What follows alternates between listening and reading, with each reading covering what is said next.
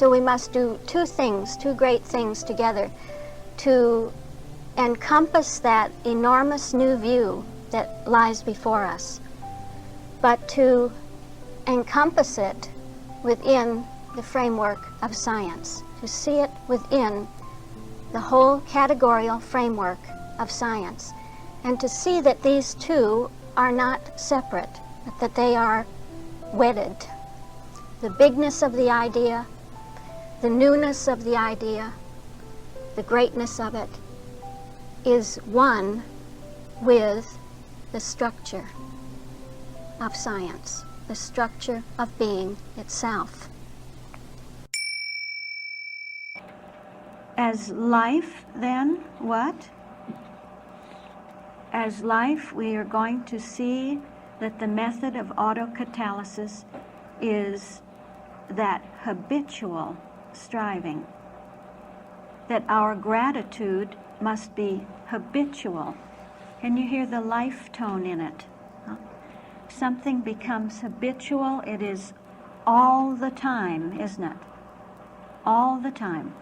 So, spirit as life, in the epitome, we have that the habitual struggle is to be always good, and that this makes us worthy to be partakers of God.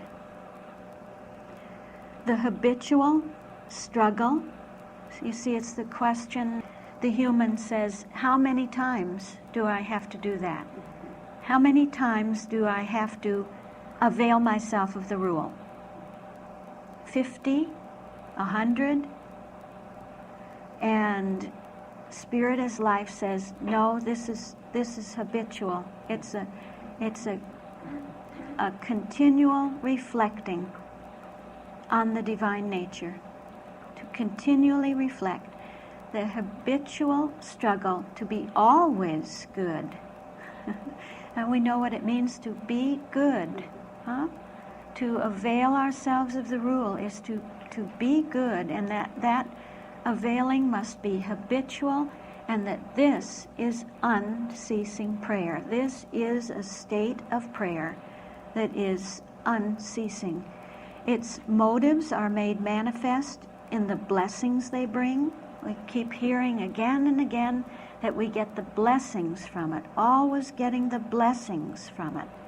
That's the output, the outcome, the result of the processing of the input. We get those blessings which, even if not acknowledged in audible words, attest our worthiness to be partakers of love. So our worth, she's bringing in the question again of our worth, our value, our quality, our worthiness to be partakers of love.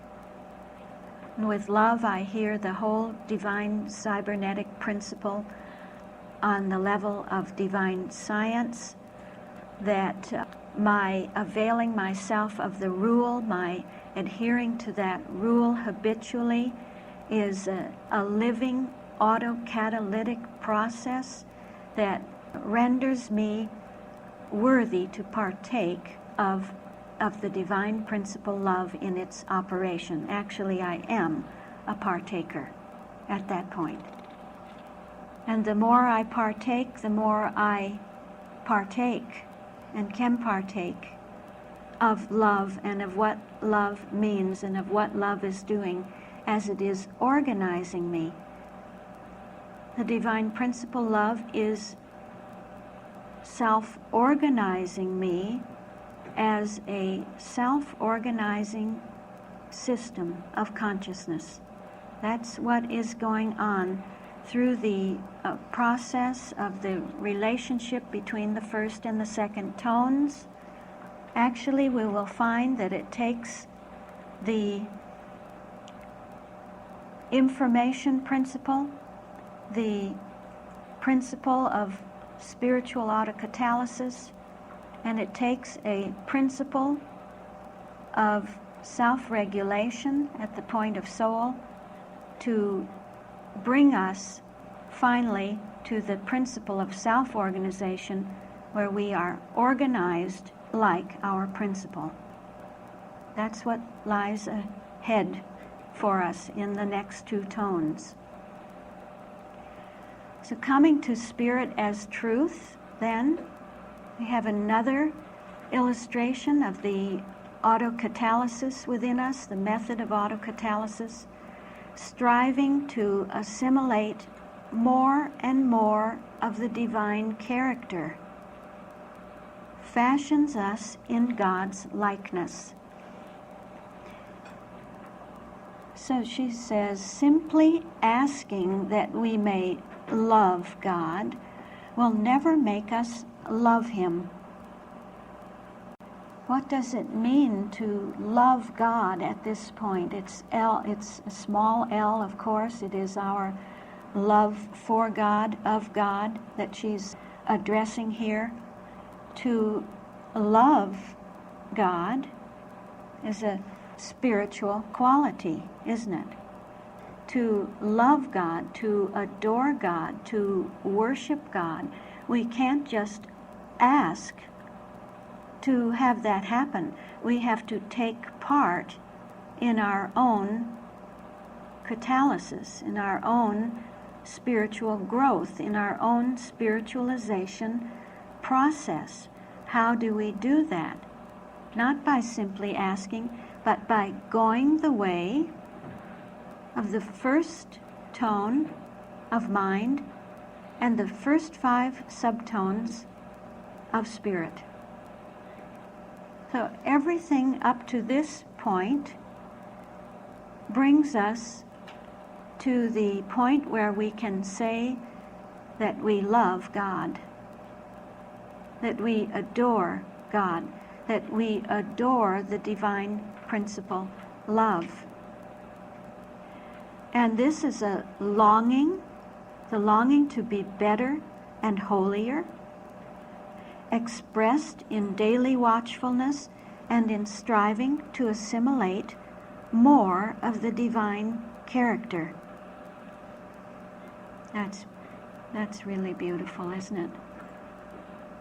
Daily watchfulness and striving to assimilate, you see, to become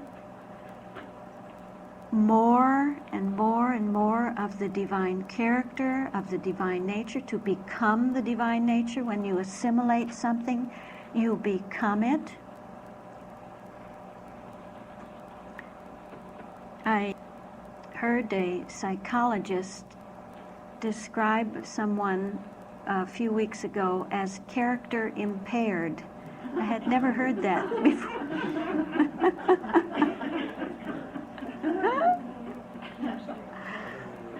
Character impaired, yeah.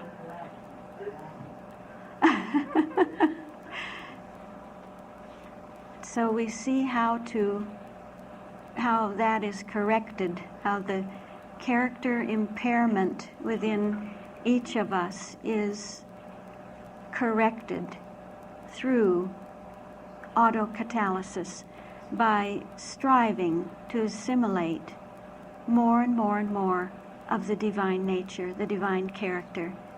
It's also down to earth, isn't it? It's very down to earth. It's somehow divine. It's divinely practical, yeah. And that this striving to assimilate will mold us and fashion us anew. That's molding us and fashioning us according to the matrix, right?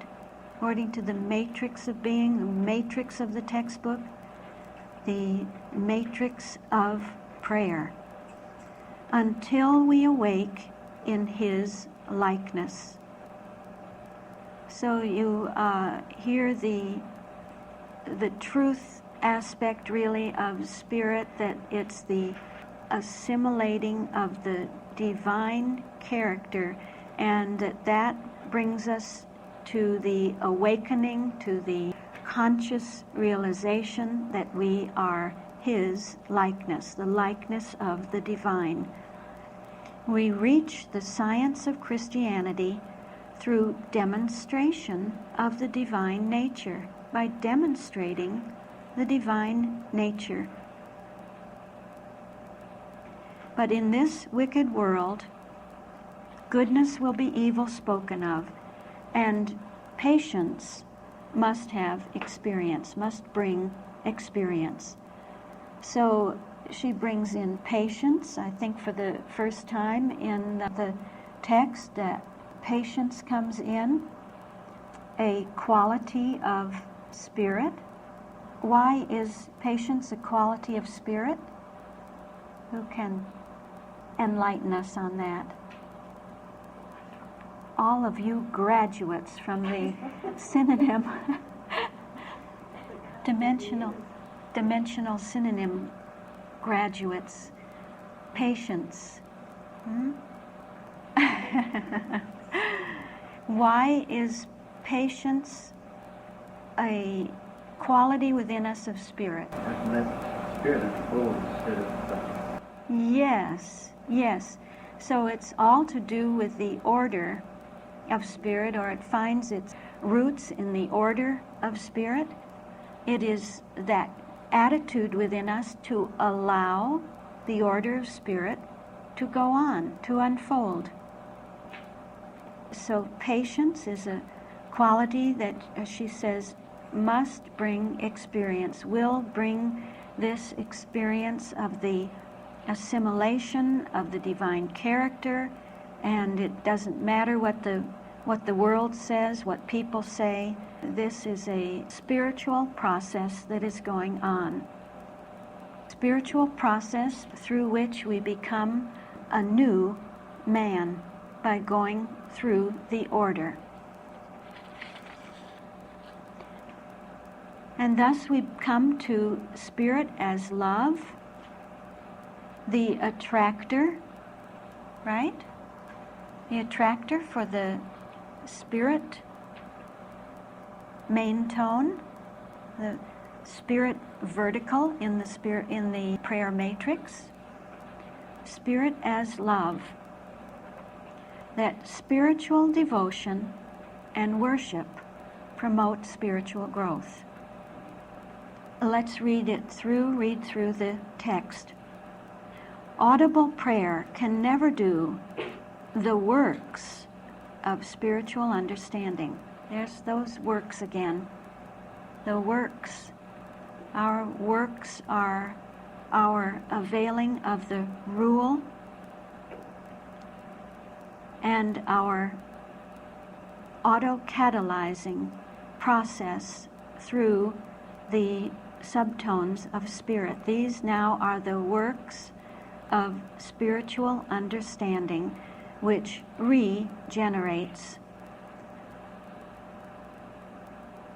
It seems that always at the point of the attractor, we are reaching a final point, a kind of an equifinality of sorts for the tone that we're looking at, and at the same time, she brings in that which lies ahead as the new field, as the new subject within which there will be a new attractor. And so she says that these works that we have been doing through the first and the second tones are the works of spiritual understanding. We know that spiritual understanding is a quality, and so the strength of spiritual prayer comes from the order that we have found in the first 6 subtones. Spiritual prayer and worship bring us the strength of spiritual growth.